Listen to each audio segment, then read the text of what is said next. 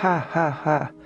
Aku dan Sony terbahak bersamaan saat mengingat kejadian malam tadi. Aku dan dia dibuat serangan jantung oleh kelakuan Sanum yang mengigau. Saat ini, aku dan Sony sedang berada di balkon. Kegiatan pagi setelah sholat subuh, aku dan dia menyempatkan duduk berdua sambil bercerita seraya menikmati kopi dengan hembusan angin yang segar. Jadi, sekarang kamu tidak ke kedai? Aku bertanya setelah menyeruput kopi milikku. Tidak, besok baru aku akan ke kedai. Rencananya ingin libur 1 minggu dari sana, tapi tidak bisa. Kasihan teman-teman yang lain akan sangat kerepotan jika aku tinggal. Aku manggut-manggut. Sony mengadakan kepala, menyandarkan punggungnya pada dinding, menatap langit yang mulai menampakkan keindahan pagi. Lupakan kejadian waktu itu dengan Nabila. Dia pun sudah meminta maaf dan mengakui kesalahannya. Anggap saja kemarin itu mimpi buruk dan kemajuan kedai sebagai imbalannya. Sony menoleh dengan kedua alis yang terangkat, melihatku yang duduk bersila di sampingnya. Sayangnya, tidak semudah itu, Mbak, ujar Sony mengembuskan nafas kasar. Aku sudah menceritakan tentang uang dari Bapak, juga sudah membicarakan niat untuk menyewa ruko 1 lantai milik Pak Haji Darmin yang ada di samping ruko kami. Sony setuju jika kami akan menjadikan ruko itu gudang dan ruko ini tetap menjadi tempat jual beli. Langit semakin terang dan kami pun mulai berbagi tugas. Dia membuka toko, sedangkan aku masih sibuk di dalam rumah, memasak, membangunkan Sanum untuk sekolah, dan masih banyak lagi pekerjaanku sebelum Sanum berangkat. Bunda, Sanum tidak apa-apa kok ke sekolah naik motor Om Sony lagi, asal duduknya di belakang, tidak di depan. Aku yang tengah mengemas bekalnya melihat sekilas pada gadis kecil dengan rambut dikepang 2 itu. Beneran? Emang Sanum tidak takut lagi? Tanyaku, memindai setiap inci wajahnya. Benar Bunda, sebentar. Aku bilangin dulu sama Om Sony. Sanum bangkit dari duduknya. Ia langsung keluar dari dapur. Tidak berapa lama, Sanum kembali dengan menuntun tangan Sony. Sanum minta aku mengantar dia ke sekolah. Memangnya boleh? Kepala sedikit mendongak melihat pada lawan bicara. Tapi tangan ini tidak berhenti bergerak menutup resleting tas bekal putriku. Kalau Sanum yang minta, berarti boleh. Pelan-pelan saja bawa motornya, biar dia nyaman dan merasa aman, tuturku, seraya tersenyum. Sony buru-buru mengambil jaket kulitnya, lalu mengeluarkan motor dari dalam toko. Dia pun memanaskan mesin dengan ditemani Sanum yang duduk di teras ruko. Mau sarapan dulu gak? Tanyaku, membuat keduanya menoleh. Sanum dan Sony kompak menggelengkan kepala, menolak makanan yang aku bawa dari dapur. Akhirnya, aku menikmati sarapan seorang diri dengan pandangan yang lurus ke jalanan. Suapan demi suapan terasa nikmat dan menyenangkan ketika menyaksikan Sanum dan Sony yang tengah bercanda di depan sana. Namun, tiba-tiba selera makanku menghilang setelah mata ini menangkap pemandangan lain yang tengah menyaksikan keakraban suami dan putriku, Mas Sandi. Lagi-lagi dia datang dan hanya diam di tempat, melihat ke arah Sanum dan Sony. Aku menyimpan sendok yang hendak masuk ke mulut, lalu berdiri dan... terlambat. Sony sudah melesat meninggalkan ruko sebelum aku memanggilnya. Seiring dengan perginya Sony, mobil Mas Sandi pun ikut maju meninggalkan aku dengan sejuta tanya dan rasa gelisah. Ada rasa khawatir jika Mas Sandi akan mencelakai kedua orang yang aku sayangi. Akankah Mas Sandi tega melakukan itu pada adik serta buah hatinya, kedua orang yang sama-sama memiliki ikatan darah dengan dia? Bu, astagfirullahaladzim. Aku teramat kaget saat Desi memanggil seraya menggoyangkan lenganku. Wanita itu menanyakan di mana tali rapia besar yang biasa digunakan untuk mengikat kardus. Di Ah, saya juga lupa, Des. Coba kamu cari di dekat kardus minyak. Desi menurut. Dia langsung ke belakang dan aku kembali duduk. Nasi yang tinggal setengah tidak lagi menggugah selera. Aku justru sedang cemas menunggu kepulangan Sony dari sekolah Sanum.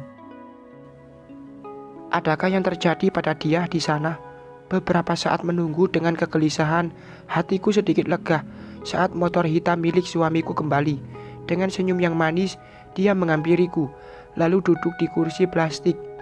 Apa terjadi sesuatu di jalan? Tanyaku, yang disambut gelengan kepala olehnya. Aman, terkendali. Sanum tidak takut lagi, dan dia bersedia dibonceng olehku.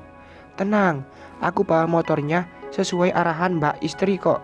Tidak ngebut, buat Tuan Putri merasa aman dan nyaman. Oh, syukurlah, ucapku pelan. Aku dan Sony disibukkan oleh beberapa orang yang datang, tapi pikiranku masih tidak tenang. Sebelum menceritakan apa yang aku lihat tadi, tentang Mas Sandi yang selalu datang memata-matai kami setiap pagi.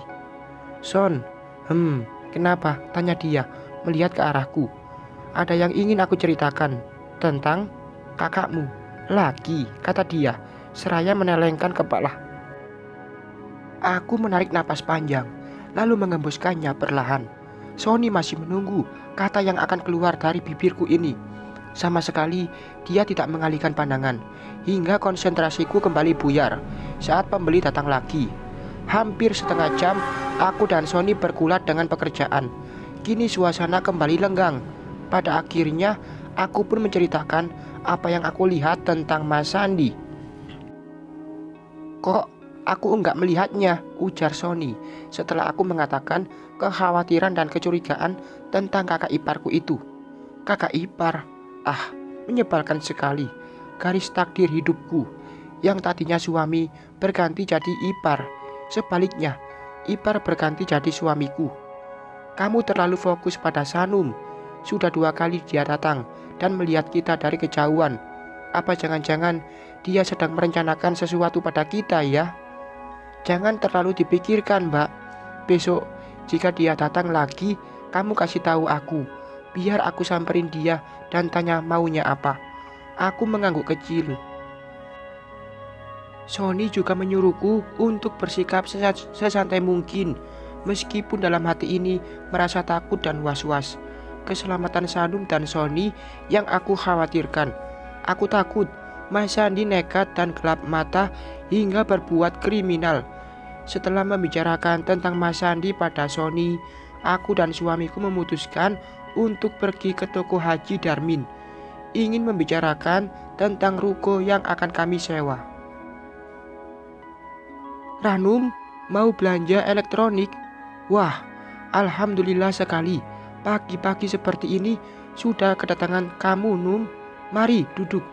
Pak Haji Darmin menyambut hangat kedatangan kami. Aku masuk dan duduk di kursi yang ada di dalam toko elektronik teman bapak ini. Istri dari Pak Haji Darmin datang dengan membawakan 2 cangkir kopi dan 1 gelas susu putih. Minum dulu, Num. Apa mau sarapan? Tanya Bu Haji pada kami. Aku menggeleng dengan ucapan terima kasih.